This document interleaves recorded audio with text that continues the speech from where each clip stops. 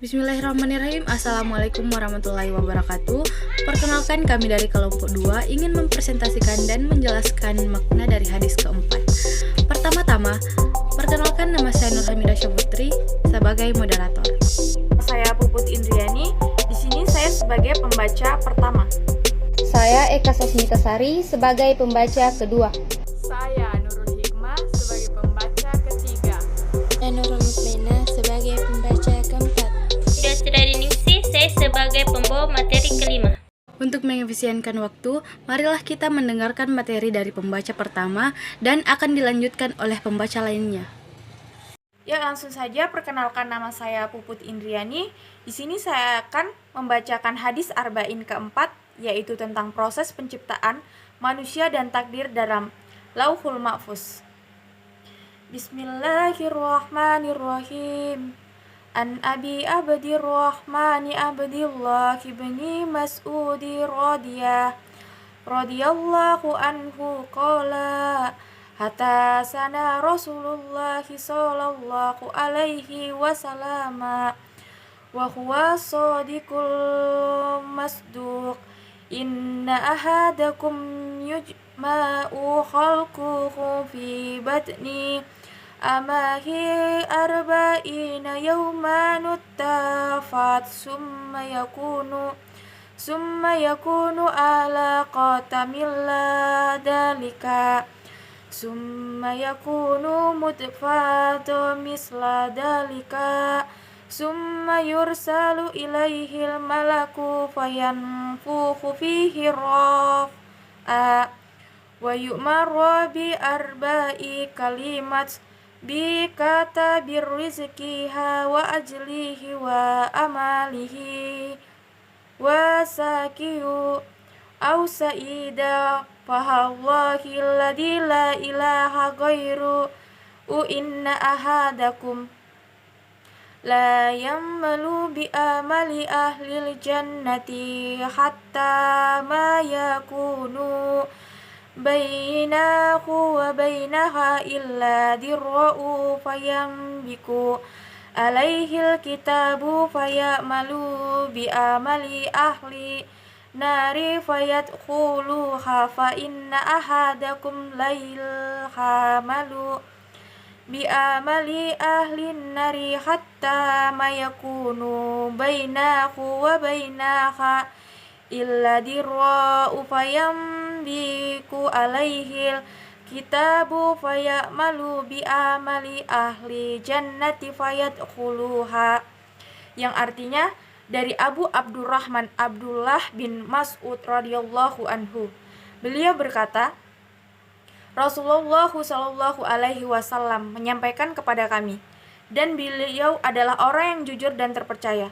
Sesungguhnya setiap kalian dikumpulkan penciptanya di perut ibunya sebagai setetes mani selama 40 hari, kemudian berubah menjadi setetes darah selama 40 hari, kemudian menjadi segumpal daging selama 40 hari, kemudian diutus kepadanya seorang selama 40 hari, kemudian diutus kepadanya seorang malaikat, lalu ditiupkan kepadanya roh, dan dia diperintahkan untuk menetapkan 4 perkara, yakni menetapkan rezekinya, ajalnya, amalnya, dan kecelakaan atau kebahagiaannya. Demi Allah, tidak ada ilah selainnya.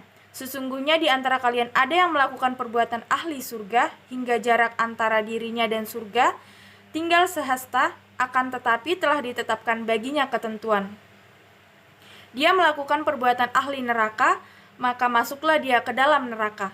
Sesungguhnya di antara kalian ada yang melakukan perbuatan ahli surga hingga jarak antara dirinya dan neraka tinggal sehasta, akan tetapi telah ditetapkan baginya ketentuan. Dia melakukan perbuatan ahli surga, maka masuklah dia ke dalam surga. Hadis riwayat Bukhari dan Muslim. Kandungan isi hadis. Penjelasan dalam hadis lain dari sahabat Sal bin Sa'ad As-Sadi'i radhiyallahu anhu bahwasanya Rasulullah Shallallahu alaihi wasallam berperang melawan kaum musyrikin. Tak kala Rasulullah Shallallahu alaihi wasallam kembali ke pasukan perangnya, dan kaum musyrikin pun telah kembali ke pasukan perang mereka untuk menantikan perang selanjutnya. Dan di antara sahabat-sahabat Nabi yang ikut berperang ada seseorang yang tidak seorang musyrik pun menyendiri atau terpisah dari pasukan kaum musyrikin kecuali ia mengikutinya dan menikamnya dengan pedangnya. Maka ada yang berkata, tidak ada di antara kita yang memuaskan kita pada perang hari ini sebagaimana yang dilakukan oleh si fulan. Maka Nabi SAW pun berkata, adapun si fulan adalah termasuk penduduk neraka. Salah seorang berkata, saya akan menemani atau membuntuti si fulan tersebut.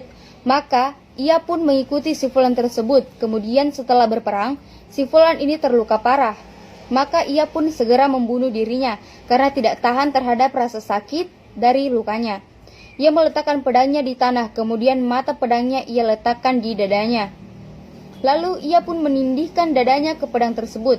Kemudian ia pun meninggal. Orang yang membuntutinya segera menuju ke Rasulullah SAW dan berkata, aku bersaksi bahwasanya engkau adalah utusan Allah Subhanahu wa Ta'ala.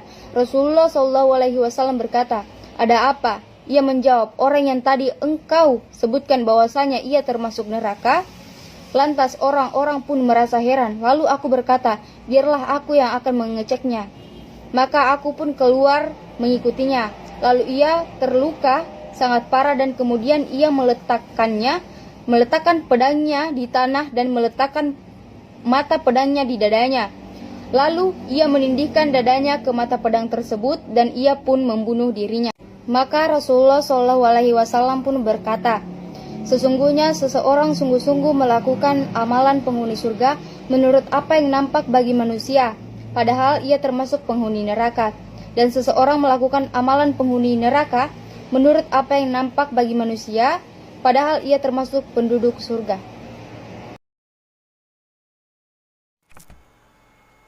Kesimpulan isi hadis. 1. Penjelasan fase-fase penciptaan manusia dijelaskan oleh Nabi Muhammad SAW. Ada 3 fase dalam hadis ini yang juga disebutkan dalam firman Allah Subhanahu wa Ta'ala dalam Quran surah Al-Hajj ayat 5 yang berbunyi, ya ayyuhan nasu in kuntum fi raibim minal ba'si fa inna khalaqnakum min turabin summa min nutfatin summa min alaqatin summa min mudghatin mukhallaqati wa ghairi mukhallaqatin linubayyina lakum, yang artinya, wahai manusia, jika kamu meragukan hari kebangkitan, maka sesungguhnya kami telah menjadikan kamu dari tanah, kemudian dari setetes mani, kemudian dari segumpal darah, kemudian dari segumpal daging, yang sempurna kejadiannya dan yang tidak sempurna, agar kami jelaskan kepada kamu. Quran Surah Al-Hajj ayat 5. Kedua, bahwasanya peniupan ruh itu dilakukan dengan mengutus malaikat setelah janin berumur 120 hari. Dengan begitu, janin ini menjadi manusia yang memiliki ruh. Disinilah kehidupan dimulai.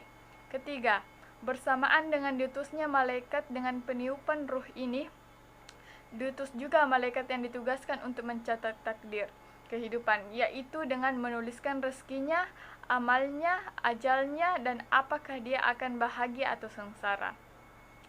Ini menjelaskan kepada kita tentang takdir Allah Subhanahu wa Ta'ala yang merupakan rukun iman. Maka wajib bagi kita untuk mengimani bahwa semua urusan kita sudah ditakdirkan oleh Allah Subhanahu wa Ta'ala. Ketika manusia telah memiliki ruh, maka di sini hukumnya ikut berubah. Para fuqaha menjelaskan bahwasanya kalau seorang janin gugur setelah berumur 120 hari, maka hukumnya berbeda dengan jika umurnya belum mencapai 120 hari. Di antara hukum yang terpengaruh oleh penipu ruh ini adalah kalau janin telah berumur lewat dari 120 hari, kemudian jika janin tersebut gugur, maka wajib dimandikan dan disolatkan. Adapun kalau belum berumur 120 hari karena belum memiliki ruh, maka jika janinnya gugur tidak perlu dimandikan dan tidak perlu disolatkan. Beriman kepada hal gaib. Dalam hadis ini Rasulullah Shallallahu Alaihi Wasallam menyampaikan hal gaib yang kita tidak bisa mengetahuinya kecuali dengan jalan wahyu. Dan beriman kepada hal gaib adalah sebuah keutamaan bagi seorang muslim. Jangan seperti sebagai orang yang kalau tidak kelihatan, tidak mau beriman. Jika tidak bisa terbukti secara empiris, maka ia tidak mau beriman. Di saat penipuan ruh oleh malaikat, kemudian pencatat rezeki orang saat umurnya baru 120 hari, ini adalah sesuatu yang tidak bisa kita lihat, tetapi karena hadis ini disampaikan oleh Rasulullah Shallallahu Alaihi Wasallam dengan sanad yang sahihi, maka kita wajib mengamininya dan bangga dengan keimanan itu. Bahwasanya amalan-amalan kita tergantung pada akhirnya. Jadi kalau kita memiliki amalan-amalan yang baik, jangan merasa amalan karena kita tahu akhir hayat akan seperti apa. Sebaliknya, kalau kita diuji oleh Allah Subhanahu wa Ta'ala dengan amalan-amalan yang masih kurang baik selama ini, maka kita jangan berkecil hati karena kita bisa berharap Subhanahu wa Ta'ala memberikan kita husnul khatimah, dan juga kita harus taubat segera mungkin dari dosa-dosa kita. Poin ke-6, bahwasannya amalan yang baik adalah sebab masuk surga, dan amalan yang buruk adalah sebab masuk neraka. Poin ke-7, pembagian manusia ke dalam 4 kelompok. Kelompok pertama, orang yang beramal soleh di sebagian besar kehidupannya, kemudian dia mendapatkan husnul khotimah atau akhir yang baik. Kelompok kedua, orang yang beramal buruk di sebagian besar kehidupannya, kemudian dia mendapatkan suhul khotimah atau akhir yang buruk. Kelompok ketiga, orang yang beramal dengan amalan penduduk surga di sebagian besar kehidupannya, kemudian dia mendapatkan suhul khotimah.